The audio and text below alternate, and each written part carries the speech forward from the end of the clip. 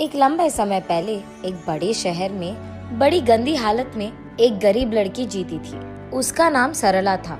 वो अपने माता पिता और भाई के साथ एक छोटी सी घर में रहती थी। उसका पिता शहर में मिल रहे छोटे मोटे काम करता था और इतना ही नहीं, सारा दिन मेहनत करके कमाए हुए पैसों में से आधे पैसे वो दारू में लगा देता था। इसीलिए उनकी घर की हालत दिन ब दिन बिगड़ती गई। ना उनको हर रोज खाने के लिए खाना था, ना पहनने के लिए कपड़े थे। सरला का भाई भी हमेशा भूख की वजह से रोते रहता था और उसकी माँ की तबीयत हमेशा खराब थी। इसीलिए सरला उसके भाई का ध्यान रखती थी। सारे घर का काम भी वही करती थी। जितना था उतने में ही खाना पकाकर अपने भाई को देती थी और अपने माँ को भी खिला देती थी।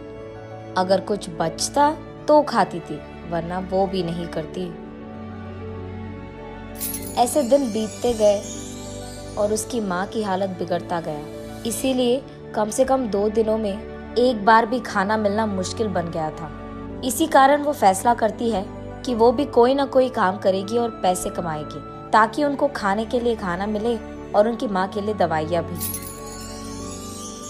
उसके बाद वो अपने एरिया में कुछ बच्चों से गुलाब के फूल खरीदती है और उसके बाद ट्रैफिक सिग्नल में जाकर उन्हीं फूलों को बेचने लगती है। ऐसे दिन पूरा खाए बिना सोए बिना मेहनत करके कमाए हुए कुछ पैसों से वो अपने भाई और माँ को खाना देती थी। बचे पैसों से वो जब अपनी माँ के लिए दवाइयाँ खरीदने जा रही थी, वहां उसका पिता आकर, ये सब खाने के लिए तुम लोगों को पैसे कहाँ से आए? तब सरला घबराते हुए, वो आज पूरा दिन मैं ट्रैफिक सिग्नल के पास फूल बेचकर कमाए हैं पापा। कुछ पैसे बचे हैं क्या? हाँ? कुछ बचे हैं पापा, माँ के लिए दवाइयाँ खरीदने जा रही हूँ। ठीक है, इधर दे दो, मैं जाकर लेके आऊंगा दवाइयाँ। मैं जाकर लाऊंगी ना पापा।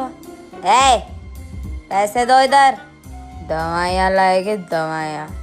ये कहकर उसके पास मौजूद पैसे सारे खींच लेता है। सरला रोते रोते ऐसे ही सो जाती है। अगले दिन कुछ खिलौने लेकर उसी ट्रैफिक सिग्नल के पास उन्हें बेचने जाती है सरला। आज कुछ भी करके माँ के लिए दवाइयाँ लेके ही जाना होगा। पापा को तो 1 भी रुपए नहीं मिलना चाहिए, ये फैसला करती है। उस ट्रैफिक सिग्नल में रुके हर कार के पास जाकर ऐसे ही पूछती है, खिलौने चाहिए क्या भैया? दीदी खिलौने हैं दीदी। सर 1 ले लो सर। मैडम 1 खिलौना ले लो मैडम। सर 1 खिलौना खरीदो सर।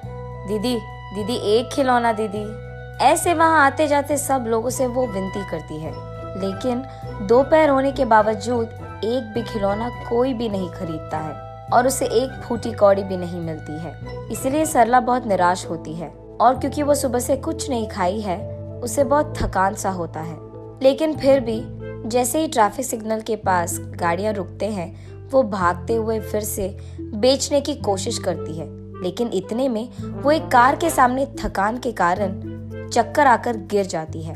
जब आंखें खोलकर देखती है तो सरला एक बड़ी सी घर में और बड़े से बेड पर सोती रहती है और वहां मौजूद 2 आदमी, मेरा नाम सुरेश है बेटी और ये मेरी बीवी है सुमति। तुम चक्कर आकर गिर गई थी, इसलिए हम तुम्हें घर ले आए। तुम फिक्र मत करो, ऐसे कहते हैं। तुम्हारी नाम क्या है बेटी? मेरा नाम सरला है, मुझे घर जाना है। तुम कहाँ रहती हो बेटी?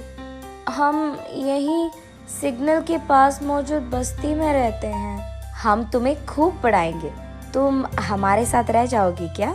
नहीं, मुझे घर जाना है। मेरा भाई छोटा है और माँ का तबीयत भी खराब है। आज मैंने 1 भी खिलौना नहीं बेचा है। कुछ भी करके आज माँ के लिए दवाइयाँ लेके जाना ही होगा।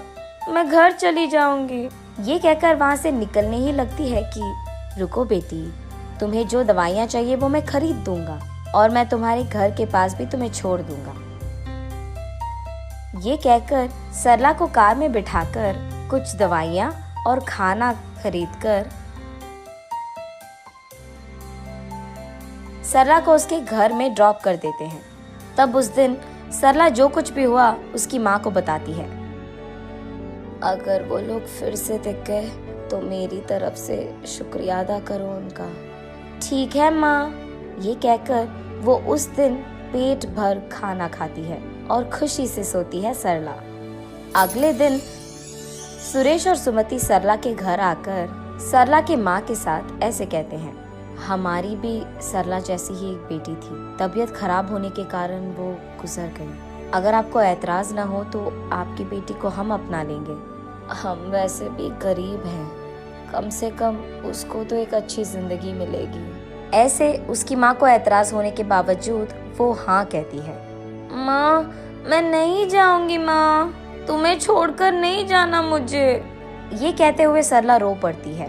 तब सरला को वो लोग समझकर ऐसे कहते हैं, तुम्हारा सारा परिवार हमारे साथ रह सकता है। हमारे तो रिश्तेदार भी नहीं है और औलाद भी नहीं है। हमारे पास बहुत सारे पैसे हैं और तुम सबका देखभाल हम कर सकते हैं। सरला की माँ को ये बात मंजूर होती है। तब सुरेश और सुमति सरला के साथ उसकी सारी परिवार को उनके घर ले जाते हैं। अगले ही दिन से सरला एक बड़ी पाठशाला में पढ़ने के लिए जाती है और सरला के भाई को खेलने के लिए बहुत सारे खिलौना खरीद कर देते हैं। सरला की माँ को भी एक अच्छी अस्पताल में इलाज करवाते हैं और सरला के पिता को काम करने के लिए एक अच्छी नौकरी देते हैं। ऐसे उस गरीब लड़की सरला को सुरेश और सुमति के कारण एक अच्छा जिंदगी मिलता है और उसके साथ साथ उसके परिवार को भी